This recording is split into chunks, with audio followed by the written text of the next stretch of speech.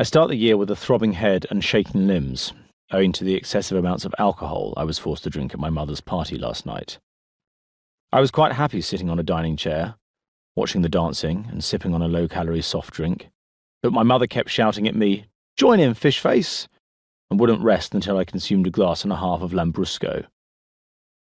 As she slopped the wine into a plastic glass for me, I had a close look at her. Her lips were surrounded by short lines, like numerous riverbeds running into a scarlet lake. Her hair was red and glossy, almost until it reached her scalp, and then a grey layer revealed the truth. Her neck was saggy, her cleavage wrinkled, and her belly protruded from the little black dress, very little, she wore. The poor woman is 47, 23 years older than her second husband.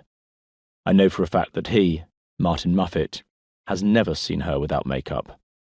Her pillow slips are a disgrace. They are covered in panstick and mascara. It wasn't long before I found myself on the improvised dance floor in my mother's lounge, dancing to the Birdie song, in a line with Pandora, the love of my life, Pandora's new lover, Professor Jack Cavendish, Martin Muffet, my boyish stepfather, Ivan and Tanya, Pandora's bohemian parents, and other inebriated friends and relations of my mother's. As the song reared to its climax, I caught sight of myself in the mirror above the fireplace. I was flapping my arms and grinning like a lunatic. I stopped immediately and went back to the dining chair.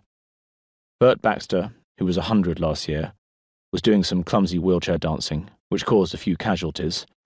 My left ankle is still bruised and swollen thanks to his carelessness. Also, I have a large beetroot stain on the front of my new white shirt caused by him flinging one of his beetroot sandwiches across the room under the misapprehension that it was a party popper.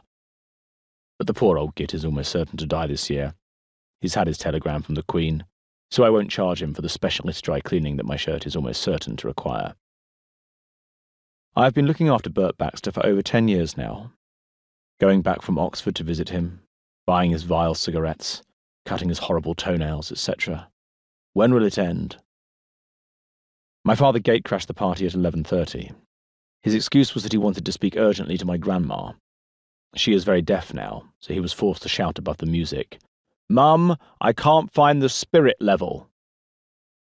What a pathetic excuse. Who would be using a spirit level on New Year's Eve, apart from an emergency plumber? It was a pitiful request from a lonely, 49-year-old divorcee, whose navy blue mid-80s suit needed cleaning, and whose brown moccasins needed throwing away. He'd done the best he could with his remaining hair, but it wasn't enough. "Any idea where the spirit level is?" insisted my father, looking towards the drinks table. Then he added, "I'm laying some paving slabs." I laughed out loud at this obvious lie. My grandma looked bewildered and went back into the kitchen to microwave the sausage rolls, and my mother graciously invited her ex-husband to join the party. In no time at all, he had whipped his jacket off and was frugging on the dance floor with my 8-year-old sister Rosie. I found my father's style of dancing acutely embarrassing to watch. His role model is still Mick Jagger, so I went upstairs to change my shirt.